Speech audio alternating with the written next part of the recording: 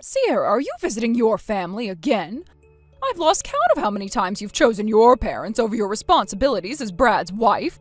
You didn't visit us for Christmas last year, nor for Easter or the 4th of July before that. When exactly do you plan to come here? It's been years since you married Brad, and you haven't visited even once, not even once.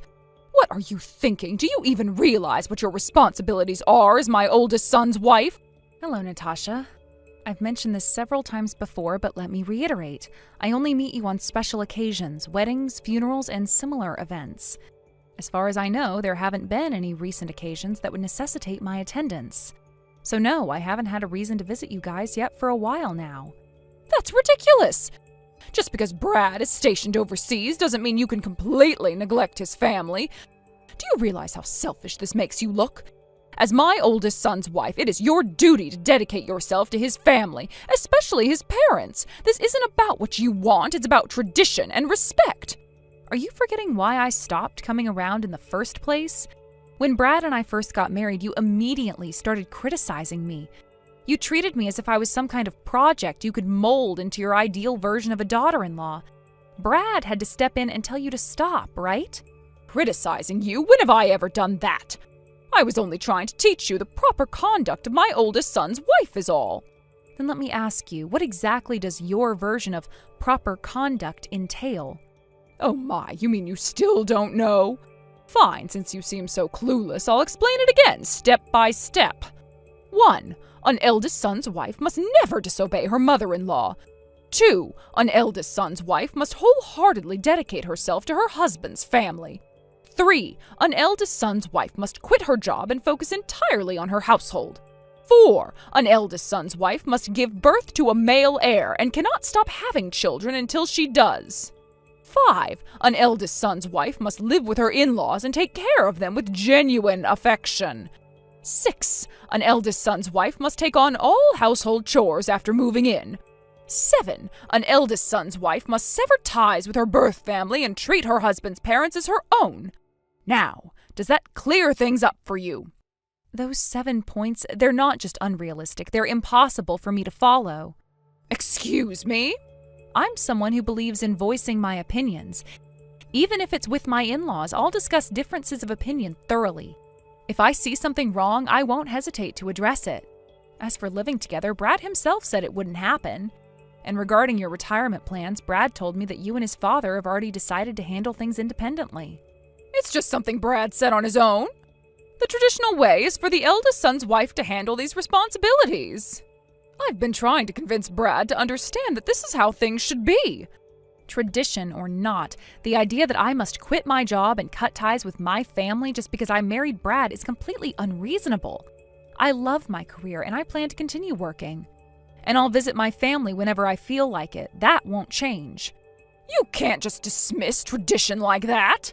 And about your insistence on having a male heir, you're aware, I assume, that the baby's gender is determined by the father's chromosomes, correct? It's not something I can control. Also, gender selection isn't something amateurs should even consider. It's unrealistic and, frankly, absurd. Sierra, what kind of nonsense are you spouting? If you think you can silence me with these flimsy excuses, you're sorely mistaken. If you consider this nonsense, then what you're saying is nothing short of absurd. Excuse me? It's this unrealistic attitude of yours that makes what you're doing feel like in-law harassment. Harassment? Oh, don't be ridiculous. This isn't harassment, it's guidance. I'm doing my best to help you because you clearly don't understand what it means to be a proper daughter-in-law. And yet you have the audacity to reject my kindness, Sierra? Kindness, you say? Yes, kindness. You don't see how much effort I've put into this. It is heartbreaking and infuriating that my sincerity hasn't reached you. You need to understand something. A woman's role is to nurture and protect her household. Quit your job already and focus on your home. I am teaching you this because it's my duty as your senior. Every family is different, Natasha. Brad and I are building a household that reflects our values, not someone else's. How can you not understand this yet? What you call guidance is nothing more than meddling in an attempt to force your beliefs onto me. But you married into this family. As a member of this household, it's only natural for you to heed the advice of your seniors. I see. Well, let's talk about some practical matters. practical matters. What now? Are you still going to defy me? First, let's talk about my job. Before I married Brad, I founded my own company and became its CEO. Wait, CEO? Yes, if I quit my job, that means shutting down my company. And if the company closes, what happens next? It's simple. My employees lose their jobs and their livelihoods. You're a CEO? Why haven't I heard about this before? I mentioned it when we first met, but you dismissed me, saying, "Stop talking about silly dreams and focus on being a proper wife." Even when I tried to explain, you interrupted me and lectured me about proper conduct. I was only trying to prepare you for your role in this family. Brad was so frustrated by your behavior that he told me, "You don't have to deal with my mother." Brad said that? In fact, he even suggested I block your contact information. But considering his overseas assignment, I kept the lines of communication open. Now, back to the point, do you still think I should quit my job? Well, I don't want your employees to suffer, but... So you understand my position? But I still think a woman should prioritize her family over her career. I can't abandon my company. Oh, I have an idea. You can keep the company running and focus on your home. What's your suggestion? Hand over your CEO position to Brad. Excuse me? If Brad takes over your role, you can finally focus on being a proper wife. That's not how it works. Our fields are entirely different. Brad is a quick learner. He can do it. Let's give it 2 months, train him, step down, and move in with us. This isn't realistic. Trust me, Brad can handle it. Natasha, do you hear yourself right now? Of course. Now let me call Brad and arrange his return. There's no need. Brad is here. What? He's right here with me. He has something to say to you. Listen carefully to what he has to say.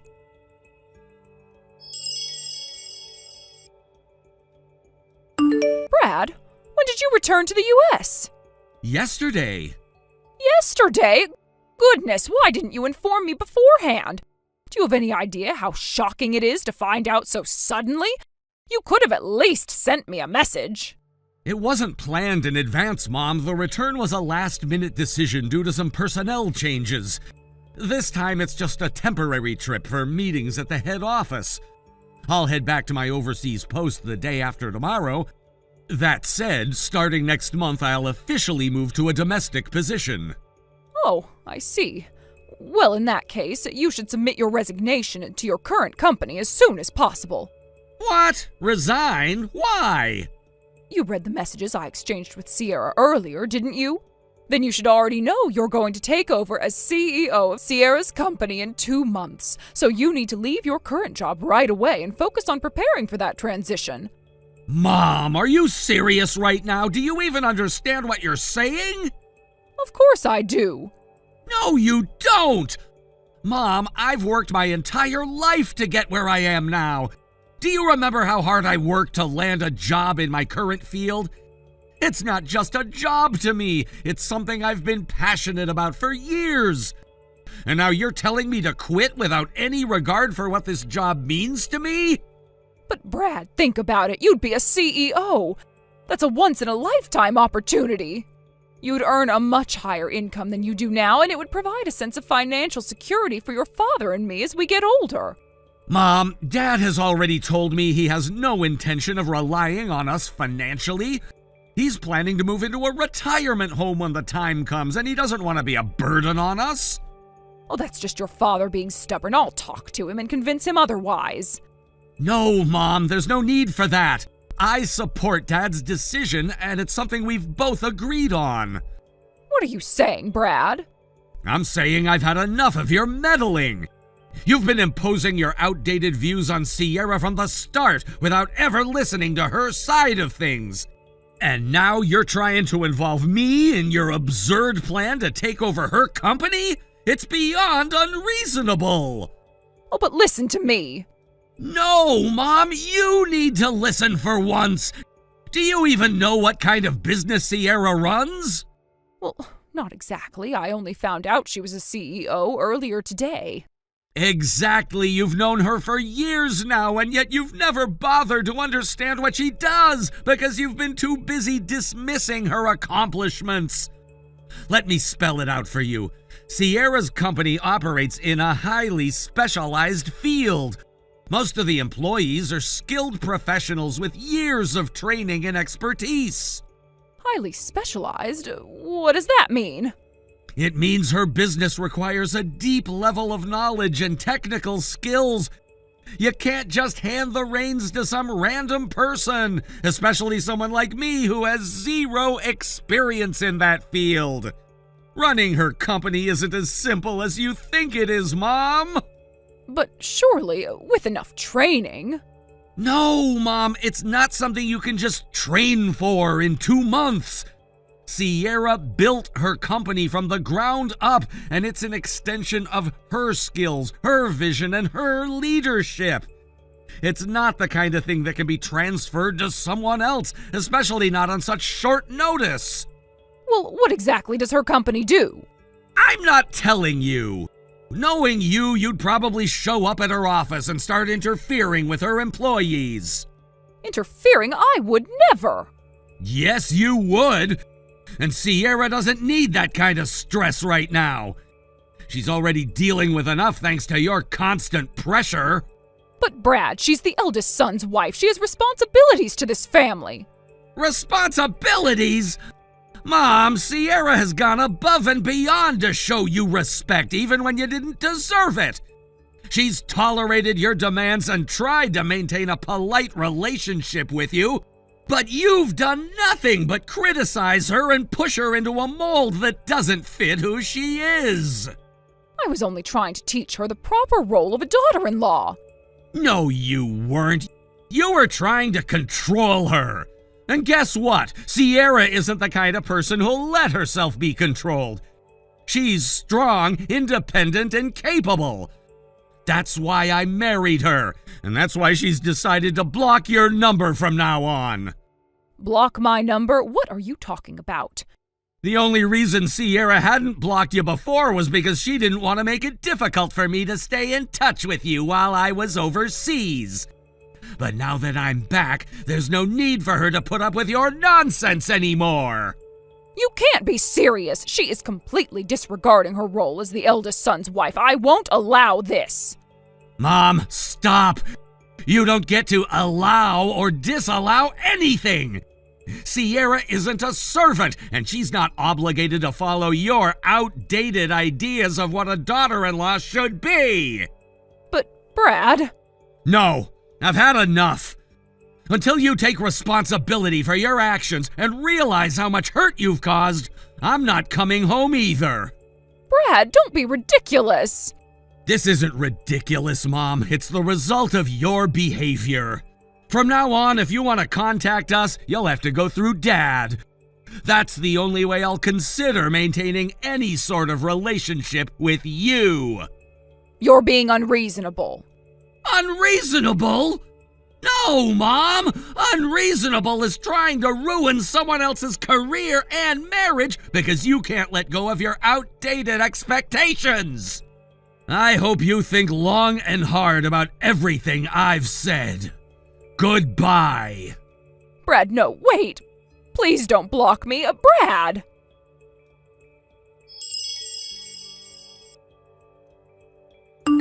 After Brad's report, my mother-in-law was scolded by my father-in-law. However, true to her nature, she refused to change her opinion and remained steadfast in her stance. The truth was, there had been a long-standing disagreement between them regarding how they would handle their retirement years. Their visions for the future had never aligned, and this clash had been brewing for quite some time. It wasn't just a matter of minor differences, it was a deep-seated issue that had caused tension for years. But what happened next, however, was the turning point that neither of them had expected. In the heat of the moment, after a particularly heated argument, my mother-in-law decided to take a drastic step. She had been feeling increasingly unsupported and frustrated, and in a fit of anger, she pulled out a signed divorce form that had been prepared in secret. It was a last-ditch attempt to exert control over the situation, hoping that my father-in-law would change his ways if he were faced with the consequences of a divorce. However, her plan backfired. Instead of begging her to reconsider, my father-in-law took the opportunity to free himself from the years of stress and strife that had defined their relationship. The very next day, he took the signed form to the local government office and submitted it. My mother-in-law, who had been expecting a more dramatic confrontation, was left utterly stunned. What she had intended as a threat had quickly become an irreversible reality. There was no turning back now. She realized that her impulsive decision had effectively ended her marriage, and she was left with nothing but regret. It was a harsh wake-up call for her, and one that she wasn't prepared for. As soon as the divorce was official, the reality of the situation sank in. My mother-in-law had to leave the house where she had lived for so long, no longer able to stay in her marital home. She began scrambling for somewhere to go. It didn't take long for her to decide that her only option was to move in with us, my husband Brad and me. Without consulting us first, she sent over a shipment of her belongings, as though we had already agreed to take her in. This move, while bold, was also incredibly presumptuous. We were caught completely off guard by the unexpected arrival of her possessions. Brad and I stood there in shock as the delivery truck unloaded boxes of her things on our doorstep. There had been no warning, no prior discussion. She simply assumed that we would accommodate her without considering how this would affect our lives. We had our own routine, our own space, and the idea of suddenly opening our home to her felt overwhelming. Brad, ever the problem solver, wasted no time in addressing the situation. Instead of confronting his mother directly, he reached out to her older brother, the only remaining relative who might be able to offer any assistance. Brad explained the situation, outlining the difficulties of housing his mother and the implications for our family. His uncle, who had been dealing with his sister's behavior for years, wasn't particularly surprised by her actions. He was familiar with her stubbornness and understood the challenges she presented. However, he agreed to help. Brad arranged for the shipment of my mother-in-law's belongings to be redirected to her brother's house. The items were rerouted and the situation was resolved without much drama. But just as we thought the matter was settled, my mother-in-law arrived at our doorstep completely unannounced. It was as if she expected us to simply accept her into our home without any discussion. Brad, who had prepared himself for this possibility, calmly and firmly explained the situation to his mother. He told her that we were not in a position to take her in and that her belongings had already been sent to her brother's home. My mother-in-law was taken aback by this response. She'd clearly expected a warm welcome, but instead she found herself being turned away. It wasn't the outcome she had hoped for, and she was visibly upset. To avoid further conflict, Brad's uncle came over to personally escort my mother-in-law back to his home.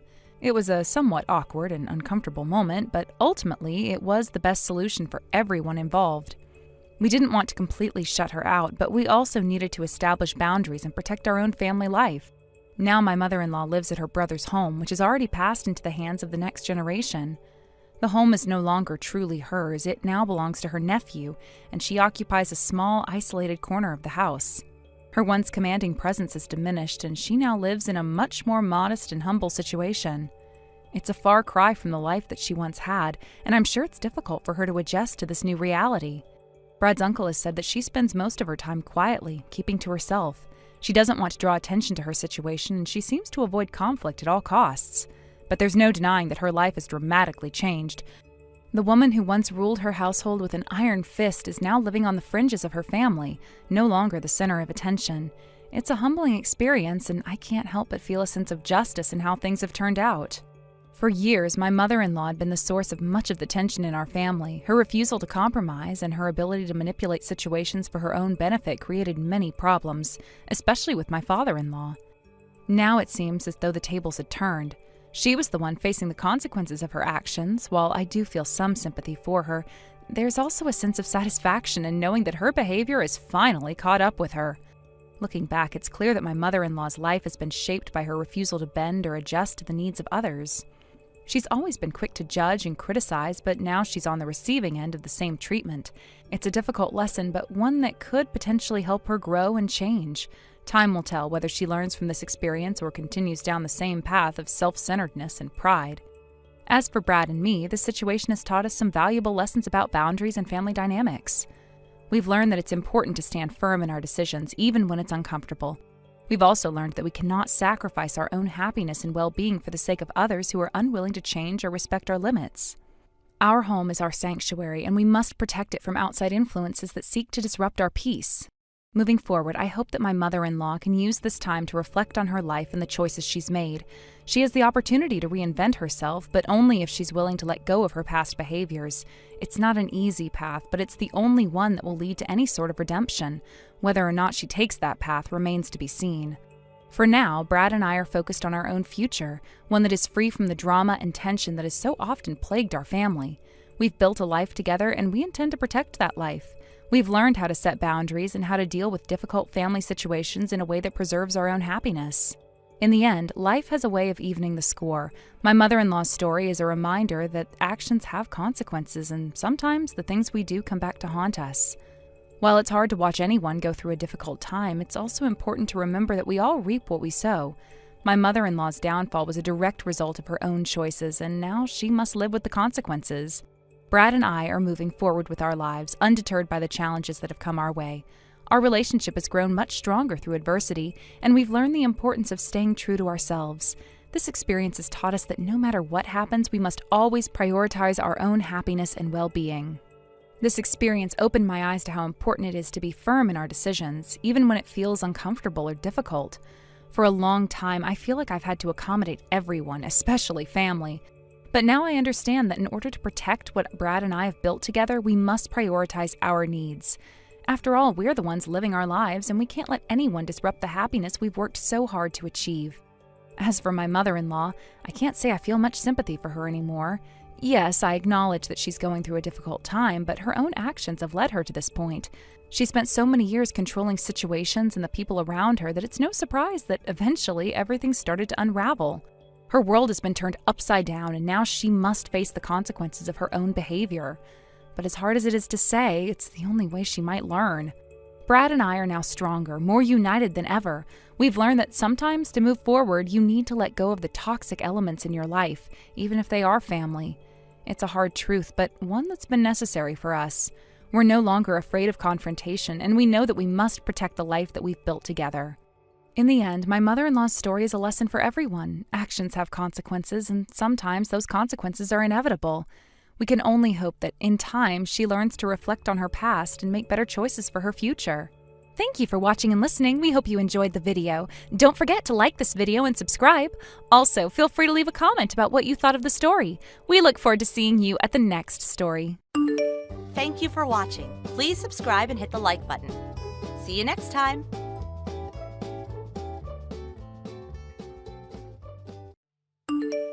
Drew, I just arrived at the hotel for the trip.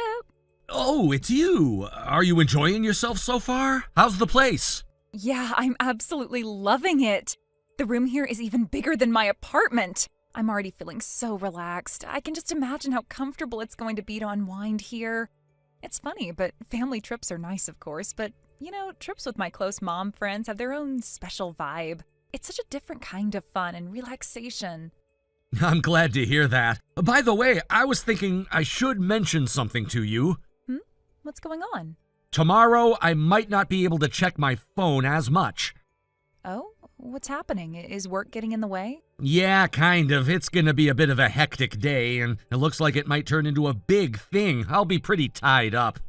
Oh, and Amy's staying with my parents for the day, so that's all arranged. I don't have to worry about her while I'm busy. Ah, I see. Got it. Sounds like a packed day ahead. Yeah, exactly. So don't worry about me. Everything on this end is fine. Okay, understood. I won't bother you then. By the way, who exactly is with you on this trip? Just curious. Oh, it's Smiley's mom and Bree's mom. Is that a problem? Not really. I was just confirming. Just checking who's with you, that's all. Ah, gotcha. Well, I'm off to grab dinner with my friends, so I'll catch you later. And don't forget, I'll bring back some cool souvenirs for you. I can't wait to see your face when you get them. Yeah, don't have too much fun without me, all right? But seriously, don't go overboard and get too crazy.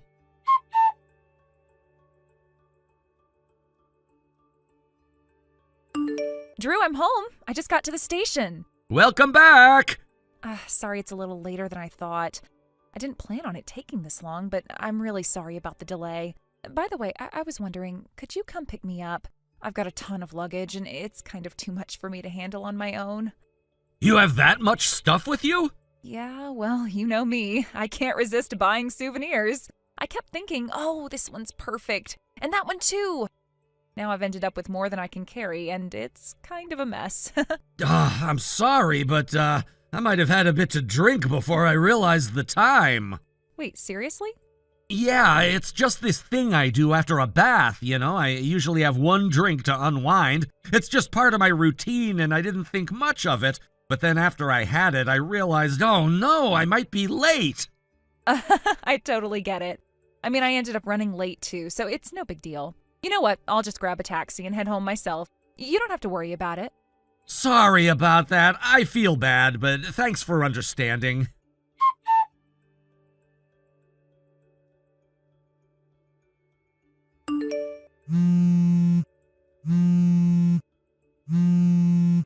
Hey, Drew.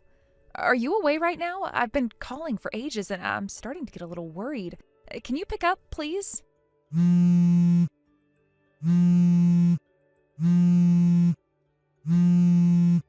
I can't hear the phone ringing from inside the house. Did you put it on silent or set it to vibrate? Is that what's going on right now? I'm starting to wonder if you're just ignoring me. Oh, wait, did you get here? Yeah, I'm here now, but the key, well, it's not fitting into the lock properly. I don't get it. What's going on? Do you think maybe my key's broken or something? It's just stuck. Wait, hold on. I didn't mention this to you, did I? I actually moved yesterday. What? Wait, hold on. You moved? Why didn't you tell me? What do you mean you moved? You remember when I told you about the chaotic big move the day before yesterday? That's what it was. I really didn't get the chance to tell you the full details, but yeah, I moved. Wait. Didn't you tell me you had work to do? You were busy, right? I mean, moving itself is like a full-time job. It's a lot of work. I did mention it in passing, but I guess I didn't go into specifics. I figured you'd understand. Hold on, stop right there. How could you forget to tell me something this huge? How could you not mention it? This is massive, and you just didn't think to mention it? Even if this is some weird surprise, it doesn't make sense to do something so big without giving me a heads up. It's just not right. A surprise? Well, now that you mention it, I suppose calling it a surprise would make sense, but wait, that's not the point. This isn't just a surprise, it's a huge change. What is going on with you? What are you even trying to pull here? Okay, fine. What's the new address? Where are you living now? Tell me now so I can come to see you. Don't leave me hanging here. I've had enough of this uncertainty. I'm really ready to just rest. No, I'm not gonna tell you.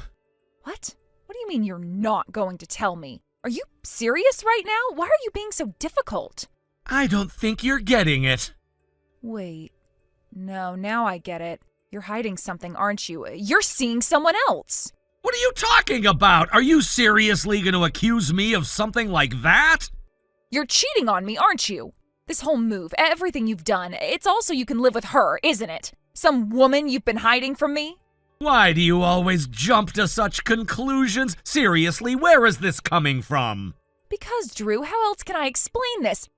Who is she? Who's the one you've been sneaking around with? I need to know. Hold on a second. Just because you think this way doesn't mean I'm doing the same thing. You can't just assume that. What? Are you saying that I'm the one cheating? Are you saying that I'm the one who's been unfaithful? That is completely absurd. That's not true. Ah, I get it now. So this isn't about cheating, it's an affair? What?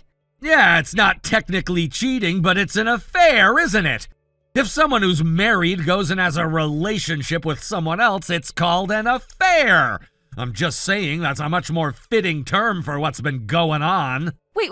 Hold on. What are you even talking about? Actually, this trip you went on, it's literally a textbook example of what an affair looks like. You can't even pretend that wasn't what it was. What? A 2-night, 3-day trip, huh? Was that fun? It must have been quite an exciting time for you, right? So much fun while I was left in the dark. Hold on, wait, you've got to be kidding me. Oh, wait, I know. I hate it when I speak vaguely, don't I? Fine, I'll be clear this time. Let's stop playing games. Listen, you've been seeing someone else. Bry's father. That's right, Eleanor's husband. You didn't think I knew? This whole trip was timed perfectly for when Eleanor was going to visit her parents, wasn't it? And you brought Miley along, who's also been having an affair with her boss. What a nice little double affair trip you two planned. What the hell? Who told you these things?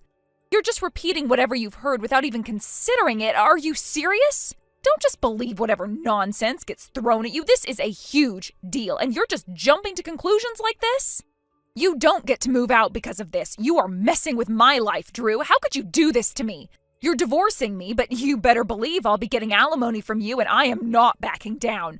No splitting up assets, nothing. I am keeping what's mine. Amy's custody? That's mine, and you can't take that away from me. And don't even think about avoiding child support because I'll be getting it from you.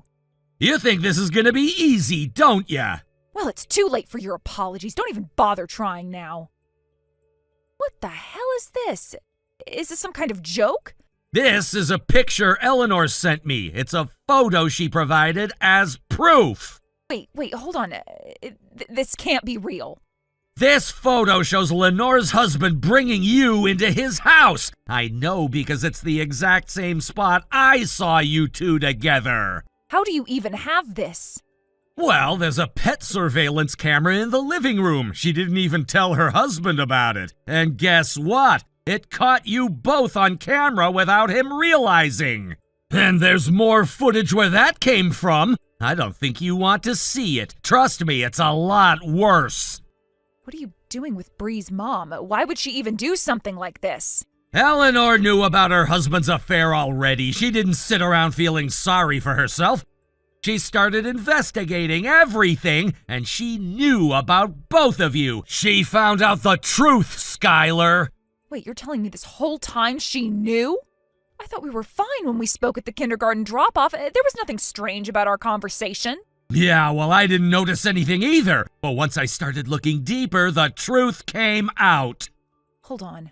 I found out about your affair 2 months ago, and I knew about your little getaway a month ago. During that time, I was getting everything ready to move out.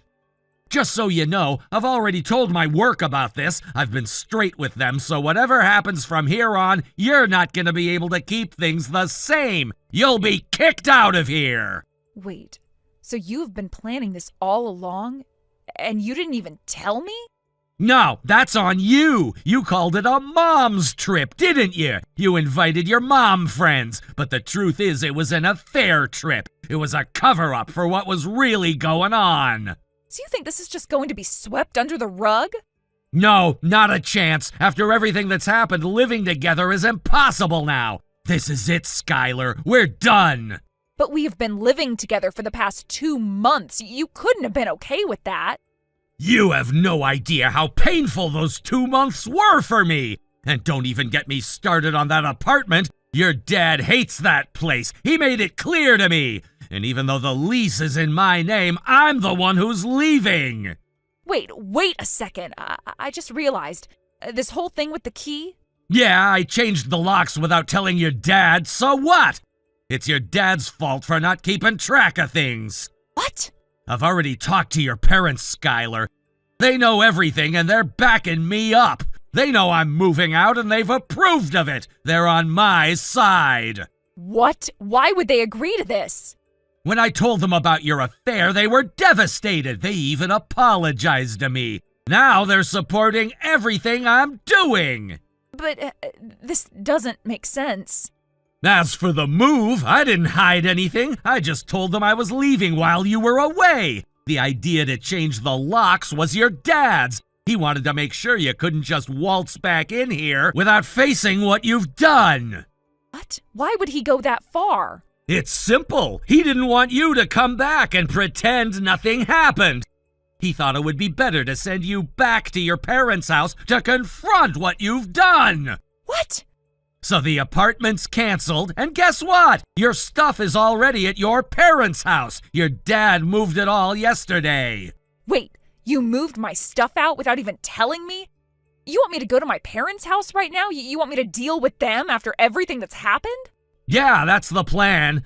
Enjoy the reception you get when you walk in. What? Your parents are so mad right now they want to explode. But they know I need to do this, so they're letting you stay there. No, you've got to be kidding me. Depending on how you act when you get there, who knows what'll happen. But right now, it's just about surviving it. Wait, you can't be serious. By the way, your parents should be walking up the stairs to your apartment right now! What? I just got a message from them saying they're coming up now! Wait, what? The only way to get into the building is up those stairs, so you can't get away! You might as well sit tight and wait for them. Wait a second. How is the timing so perfect? Because I contacted them. Oh, and just so you know, Lenore's husband has already agreed to the divorce. Miley's mom is on the same path too. But I guess you've got more pressing matters, like dealing with your parents. I don't think you have time for messages anymore, do you? From now on, everything will be handled by lawyers. Goodbye, Skylar.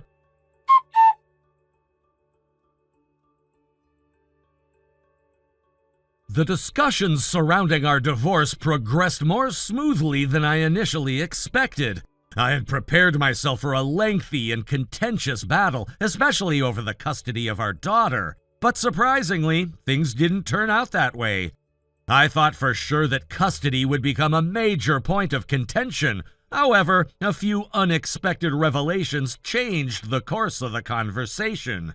It was discovered that my ex-wife had frequently left our daughter in the care of Miley's mom, one of her adulterous partners, as well as another individual involved in her affairs. This came to light during the proceedings, and it quickly became apparent that she had been neglecting her parental responsibilities. This revelation became the heart of the issue, and in the end it led to me being granted full custody of our daughter. In the aftermath, I've made sure to settle near my parents' home so that I can receive their help in raising my daughter. They've been an invaluable support system, especially considering the circumstances. Raising a child on my own isn't easy, but with their assistance, I'm doing my best to provide our daughter with a stable and loving environment. My parents have been there for me every step of the way, helping me navigate this new chapter in my life. As for my ex-wife, things haven't gone as she may have hoped. After the divorce, it seemed she was planning to remarry her former lover, Eleanor's ex-husband. She was eager to begin a new life with him, but her plans were quickly thwarted by her own parents. They stepped in and strongly opposed the idea of her remarrying, putting a stop to it before it could even take shape. I imagine it must have been frustrating for her to have her choices so heavily restricted, especially after everything that had happened, but considering the way she acted during our marriage, I can't say I feel much sympathy. What really impacted her was the alimony that was imposed after our divorce. The financial compensation that she was required to pay wasn't something she could easily afford. And while she might have initially thought she could somehow avoid the consequences, her parents stepped in to cover the costs. In doing so, they ensured that she couldn't escape her obligations. It seems like she's now living under the watchful eye of her family, repaying the money she owes by working at a relative's business. The arrangement isn't ideal, but it's the situation she's in for now. From what I've heard, she's not exactly happy with the restrictions placed on her life, but at least it's giving her the opportunity to pay off her debts and rebuild some semblance of stability.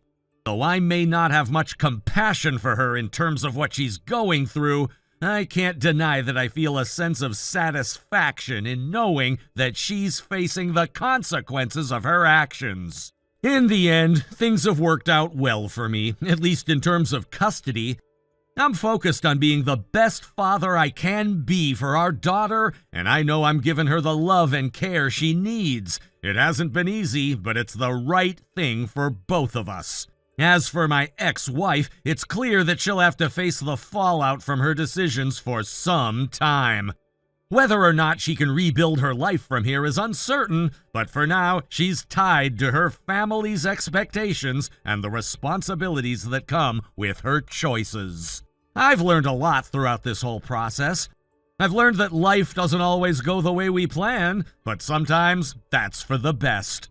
While the divorce wasn't something I ever wanted, I now see that it was necessary for both my well-being and my daughter's. I'm still figuring out the finer details of life as a single parent, but every day brings a little more clarity. I'm working hard to ensure my daughter has everything she needs, and I've come to realize just how much strength I have in me. I can only hope that as she grows older, she'll understand the sacrifices I've made for her and appreciate the stability and love I've worked so hard to create for us both. The future remains uncertain, but for now, I'm focused on doing my best, and that's all I can do.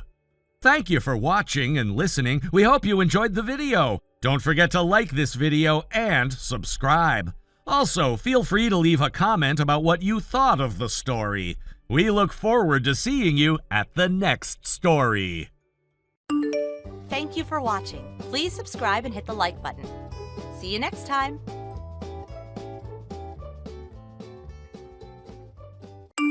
Sarah, you've decided to go back home? Why? When I was just about to arrive at Mom and Dad's place, did you decide to leave? Don't you think that's a little too rude for us sisters? Are you not even going to at least say hello to your younger sister? I heard that you'd brought your boyfriend over here, right? Could you bring him to see me at least one time, please? Hey, stop trying to ignore me, you ugly loser. You're getting really annoying again, so could you shut up? Who the hell are you calling annoying? Do you think you have the strength to call me that to my face? Maybe you're just pissed at me still because of how ugly you turned out. Now, hurry up and answer your little sister properly. I'm still on the road driving home, but I've pulled over at a gas station to fill up, so I guess I can talk to you now.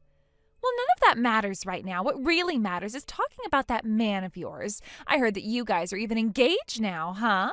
Why do you think it's okay to not introduce him to your sister and just go home? Because I don't want him meeting you. That's my reason. All you are is a piece of crap sister that calls anyone she ever sees ugly and worse than you are. That's really embarrassing at your age, and it is for me too, so I didn't bother waiting for you to get home. I get that you're saying that to sound all tough, but I know the real reason. You didn't want him seeing me because you're afraid I'd take him from you. I bet that the moment he gets a glimpse of my face, he'll jump right off your train and onto mine. He would never be able to take a look back at you once he's seen my gorgeous face compared to your ugly one. That's not at all what I was afraid of. I just don't want him near a vile piece of garbage that spews out all this horrible crap and then thinks it's okay just because it looks good. That's the whole reason I made sure you were out of the house for a while before I came over. But you came back a bit earlier than expected. Yeah, whatever you want to say. Seems like it's not only your appearance that's ugly, huh? Well, this time was just bad luck on my part, so I'll forgive you. However, next time, make sure you let me see him when you're around. There won't be a next time, Brandy. I had only gone over there to let them see who I've been dating and to let them know that he's the man I'll be marrying. And I'm not really planning to throw anything big to celebrate us, so there's really no need to invite you guys to anything. So that was the last time I'll be around you guys ever. Huh? What the heck? You're not even going to get my permission to marry him before you go? I don't really care what you think of us. You're not my parent. And it's not like you care about what happens to some ugly girl like me, right? It's still burned into my brain all the memories of how Mom and Dad treated you so much better than me just because you looked cuter to them. I was told over and over again that you got more than me because you were cuter, and that's the whole reason they never even paid for me to go to college. Right as I had graduated middle school, I had to run away from you guys and luckily was accepted into an all-girls private school that had a dormitory for me to stay in. And when I had asked one time to have a little bit of money for college, they turned me down, so I had to rely on scholarships to get me where I wanted to go. I'm sure you understand now why I had to cut ties with you all for a long time, right? And once again, I am going back to no longer involving myself with you all, so please respect that and leave me alone as well. You have a good point that I shouldn't care about what happens to an ugly little duckling like you, but I'm actually only interested in that man you have there. He's the same age as you, right? And just as I had heard from Mom and Dad, he has a really cute face and is just my type. I bet if he got a look at me, he'd be all over me. What the hell are you saying? Could you calm down a little with those fantasies of yours? His name's Logan, correct? When you guys were backing out of the driveway, he must have gotten a good look at my face, right? I bet that blew him away after looking at your ugly face for the past few years. But aren't I a little too old for him? I bet that he's regretting ever getting engaged with trash like you. I doubt that. And Logan told me that he wasn't interested in you when he got a glance. I think all of that is in your head and in your head only. Or could it be that you're just trying to avoid the inevitable here? Well, he sure is a great-looking man. That face is perfect for me. He graduated from Harvard, right? And is now working for a very large bank, right? He has literally everything that I need in a man. Yet he's going to waste all of that on some lost cause like you. Oh, that poor thing. I'd really love to show him what a real woman can do for him. Excuse me? What the heck, Brandy? I bet I could even get away with getting him to do as I say. He's going to be younger than me in the relationship, so I could act like a dominating sister at times. So what do you think about me marrying him for you? I'd really like it if you handed him over to me soon. What? Have you completely lost your mind now? Is this what it looks like when a middle-aged woman hasn't found a man in years that will love her? I'm telling you that his face is my type, and he's going to have a really successful future. I guess I've just been caught in his net. And when it comes to family, it should be the younger sister getting married first, right? Compared to a run-down-looking girl like you, I should be the one with a man wrapped around her. No, what the frick? That's not going to happen. I hate to have to bring this up, but didn't you only graduate from high school and with awful grades at that? You even had to retake a year, and when looking for work, you went through 3 different jobs before you finally gave up. And you're 9 years younger than I am, making you close to 25 right now. I doubt that you'd ever be able to make conversation with a man like him. Huh? My past education and my job experience have nothing to do with love. My job as a wife is to take care of the house and the family. And I'll use my lovely body and face to make him feel like a king every time he gets home from work. I also have that big sister vibe that a lot of younger guys are into nowadays, so I don't need an education or a job. You'll do the chores and raise a family. You will? All I've seen from you is staying in your room and laying around all day while Mom and Dad still care for you. Mom has to do all the chores for you, and Dad has to still give you an allowance. You think that once you get married, you'll just stand up and do a 180? That'll never happen. You just keep on running your mouth, don't you? I've had enough of this, so just listen to what I'm saying. I'm going to be taking your man, so now hand him over. And then take yourself out to find someone that's a little less attractive and a bit more of a shut-in. I have no idea why you think you can talk to me like this still. I knew for a long time that you had something wrong with you, but I'm starting to wonder if you're even human. You're so freaking weird that I can barely even begin to think of any comebacks with you. Do you really think I enjoy listening to some strange alien talk to me in another incomprehensible language? I'd watch what you're saying, Sarah, because both Mom and Dad are going to be on my side here. Huh? They always let me do anything I want, no matter what it is. I already asked them, and they said that one of their daughters would still be getting married, so nothing would change, and that with me being married to him, it'd make a ton more sense since my beauty matches his. So that Logan is going to be marrying me. I'd hurry up and give up on him so that you can start looking for someone a little less attractive. What the hell is wrong with you all? Do you think that Mom and Dad would really do that? Stop talking out of your butt and go away. And get those gross thoughts of my fiancé out of your head. I have no idea what had gotten into you, little Miss Ugly. I'm just asking that you do as the family says and give him to me. Letting him marry you would be a total waste. I bet he would also love to be with a woman like me anyway, so you both get back in your car and come back here for the handoff. He's my fiancé after all. My little Logan. I'm gonna vomit. Listen, Brandy, Logan has been reading all of this conversation, and he says he wants to have a word with you. I'm going to let him speak with you now. What? Really? I bet he's going to propose to me. Oh, I'm so happy. Hurry up and give him my number.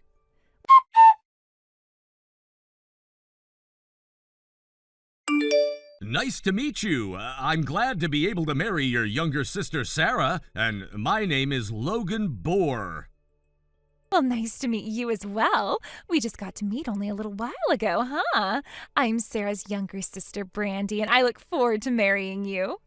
Well, my fiancée is Sarah. You have no relation to me besides being my fiancé's sister, so please stop what you're doing. You don't have to hide your feelings for me anymore. Hey, you can give up on that ugly girl and come and marry me instead. I know that you have an interest in me, right, Logan? I knew by the way you looked at me while backing out of the driveway that you had started to get feelings for me. I suppose this is love at first sight, you and I. I'm not enjoying listening to these jokes. I had only been looking at you to understand who Sarah's sister really was. And about that love at first sight, unlike you, I didn't feel such a thing while looking at you. The person I'm going to marry is Sarah. Are you really all right marrying someone as ugly as her? You don't have to keep our love for each other a secret anymore. If you didn't know, she's always looked that bad ever since she was born. If you marry that kind of a girl, you'll end up with ugly children as well. Unlike what you keep thinking, I don't find Sarah to be ugly in any way. To me, she's a very cute and lovely woman. And since she's the most important person to me, I don't want to hear you talking poorly about her anymore. You have to be joking, calling her cute. Logan, have you really not noticed just how horrible of a person you've been dating? I suppose we'll need to get you a pair of glasses before the wedding, you poor thing. I bet that the moment you put those bad boys on and see my looks compared to hers, your heart will change in an instant. I think you deserve to have a good-looking wife like me, don't you think? And by having a hot-looking wife in your house, your status will go right up. So go get rid of that girl and come back to a beauty like me.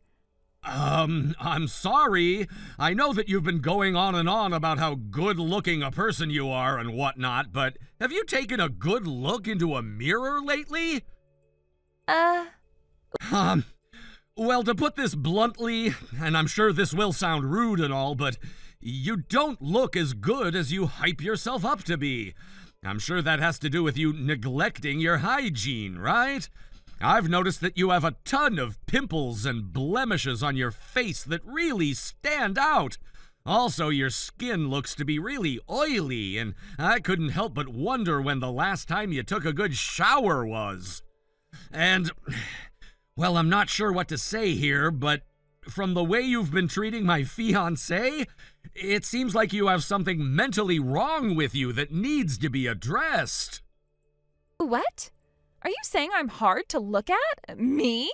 That could never be. How rude of you to say something like that to me. I told you I would be blunt. I never meant for any of that to be mean towards you, but since you keep making fun of my fiancé, I had no other choice than to state some very obvious facts about you. Honestly, I'm angry with you, so I had no choice but to tell you off like this. Compared to you, Sarah not only looks better than you, but she has a way better and healthier heart than you do. Really, it's hard to even compare you to someone as amazing as her. Stop screwing around, Logan. Are you seriously going to sit there saying that she looks better than me? How could that possibly be? Maybe I was wrong about you having a hard time seeing and needing glasses. Really, you seem to just be blind to what true beauty is. Well, if that's the case, then I'm fine being blind. At least I still get to love a woman that doesn't have a warped soul, who finds it okay to pick on her little sister and threaten to take her fiancé from her. So I'm glad to be marrying Sarah. Warped? What makes you think I'm that bad of a person? You need to get a grip, Logan. There is no way I could be that kind of a person. Apologize to me right now. You can't call me any of that. Now come over here and get on your knees and apologize to me. If you don't apologize to me right now, I'm going to disown her. Well, that would be great, actually. She already had to leave that house when she was 13 because you guys never cared for her. And this whole time she had been trying her best to at least let you guys know about her life and me becoming her fiancé. So if you think you have to disown her, well, it'll take a lot of weight off her back and mine.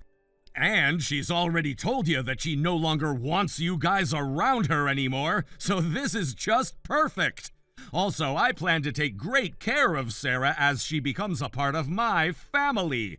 So you won't need to worry about how she's doing anymore. What? What is wrong with you? What are you thinking? You'll be stuck living with an ugly witch for the rest of your life, you know, and she's going to be cast out by her family. Why is any of that okay with you? Because unlike you, she is a very beautiful adult that has succeeded in many things on her own. She doesn't even need to rely on a man like me to function and can do all she needs to on her own. And that's what makes me love her so much. So compared to you, she's a perfect woman. What? And as a final note, I have never in my life dreamed of marrying an ugly, unkempt, and unemployed woman.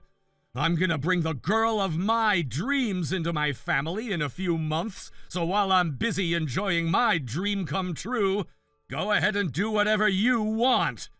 And don't you ever show your pimples and oily face around us again. And make sure to let your parents know what I've said here as well for me.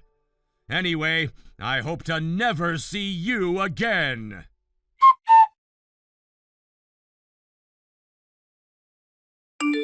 After I finished the conversation with my younger sister, I made a decisive decision to block her from my life. I was done with the toxicity she had brought into my world, and I realized that cutting ties with her was the best choice for my own peace of mind.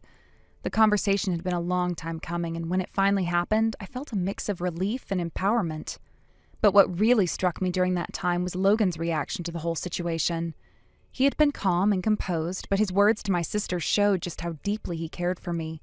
His protective instincts were clear, and I felt a warm rush inside knowing that he was on my side, standing up for me in ways that I had longed for but never thought I would receive.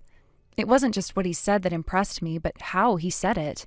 He was firm but never raised his voice, yet every word he spoke hit like a ton of bricks. I think my sister had never been talked to like that before in her life. She was used to getting away with things, to manipulating others into giving her what she wanted, but this time Logan was different. He didn't let her get away with her behavior, and I think that was the wake-up call she desperately needed. I could see the shock in her eyes as he called her out on her actions, and for the first time, I think she finally realized that not everyone would tolerate her entitled behavior. But it wasn't just my sister who received Logan's wrath. He didn't stop at just confronting her. He also spoke directly to her parents. The way he addressed them, telling them how they had enabled her behavior for so long, really opened their eyes. My parents had always been blinded by their love for their daughter, and it took someone like Logan to pull back the veil and show them the ugly truth. For so many years, they had been in denial, making excuses for her, believing that she was simply misunderstood or that her actions could be excused by her youth or circumstances. But Logan didn't hold back. He told them exactly what I had been too afraid to say for so long.